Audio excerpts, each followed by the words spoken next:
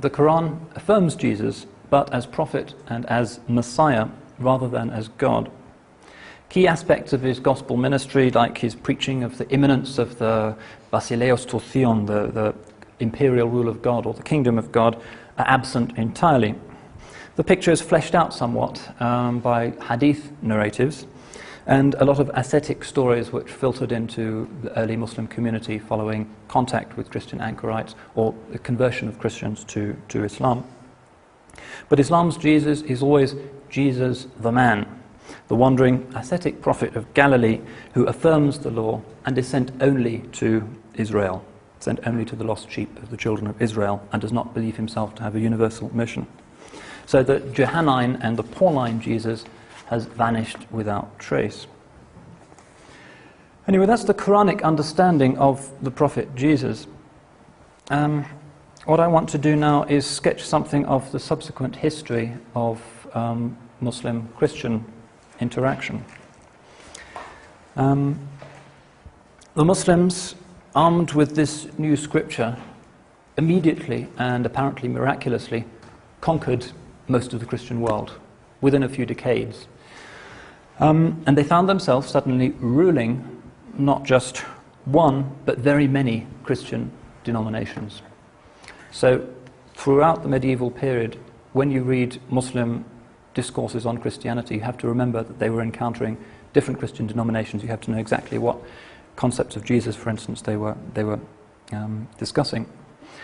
The great Church of Byzantium, the official denomination of the Byzantine Empire, which had ruled most of these countries before the Muslims appeared on the scene, upheld the formula that had been agreed on in the early 5th century at the Council of Chalcedon, which was the formula of God having one substance but three hypostases. I won't go into the details of that. It's a complex subject. However, but in much of the Near East, this great church was actually a minority creed. Most Christians didn't accept it. Most Egyptians and a lot of Syrians, these are the Copts and the Jacobites respectively, followed Monophysite doctrine, which held that Christ's divine and human nature were completely fused. And this position was frequently subjected to official persecutions, as was also the Nestorian doctrine, which emphasized the human nature of Christ. And it was this adversarial situation amongst Near Eastern Christians that really opened the door to large-scale conversions to Islam. For years, abstract, hair-splitting divisions over the procession of the Holy Ghost from the Father, or the similarity of Christ's substance to that of the Father, had exhausted Christian resources. And no doubt there were plenty of people who privately had grown disillusioned with the whole debate. And I think this is one reason why the companions of the Prophet, when they arrived on the scene, found Near Easterners, whether Arab or non-Arab, very sympathetic listeners to this new and simple conception of God. So there followed the extraordinary story of the mass apostasy of Near Eastern Christians to Islam. The only great Christian apostasy in history, in fact. More interestingly still, one that took place without duress.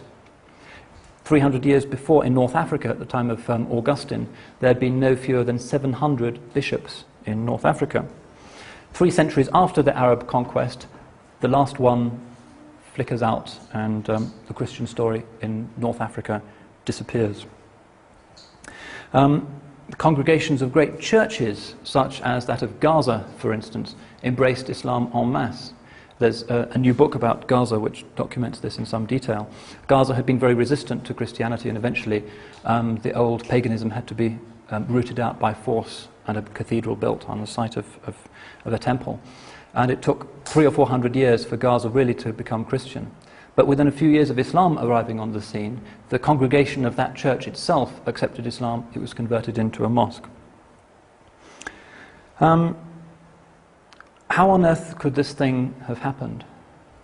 Well, I think it can be seen as a confirmation of the personal charisma of the conquerors. That's how I view it. There is a traditional European thesis which says that the Arabs coming from Arabia were these mad, fanatical, primitive tribesmen interested only in plunder, loot, and so forth. But such people, if they'd been like that, simply would not have disturbed the faith of deeply, sincerely Christian communities. Their barbarism would simply have driven the communities back on their own spiritual resources. I suspect here that the traditional Muslim case is actually to be taken quite seriously. The companions must have had a charisma, a spiritual charisma, which the devout Eastern Christians immediately recognized. To suggest that half of Christendom just abandoned Christ for material gain, whatever that might have been, is surely incompatible with what we know of the great tenacity in many situations of the Christian faith. Now, what's more interesting about this process of conversion is that actually the early Muslims who were presiding over it were not particularly well informed about Christian doctrine. There was no philosophical theology in Arabia. There had been a Christian-Muslim dialogue which took place during the Prophet's ministry, when the Bishop of Najran and his entourage visited Medina late in the Prophet's life. It's an interesting episode, by the way, because the Prophet actually allowed the bishop to celebrate Mass in the mosque. But despite this kind of early contact, we find Muslim theologians writing about Christianity for several hundred years really not understanding Christian doctrine particularly well. For instance, there's somebody called Gordon Newby who in 1989 produced a book called The Making of the Last Prophet, and he examines in depth the early sections of Ibn Ishaq's biography of the Prophet. Ibn Ishaq assumed that, for instance, the prophets Jonah and Samson actually came after Jesus. That was the extent of the lack of knowledge about Christianity and Judaism that many of the Muslim conquerors had. But this book was very widely accepted, and we can only conclude from this that the Muslim intelligentsia really didn't have a particularly detailed view of the biblical narrative. It also presumes that there wasn't too much dialogue going on, or these egregious errors would have been corrected. Seems to be the case that the early conquerors didn't have that much of an interest then in the religion of their subjects.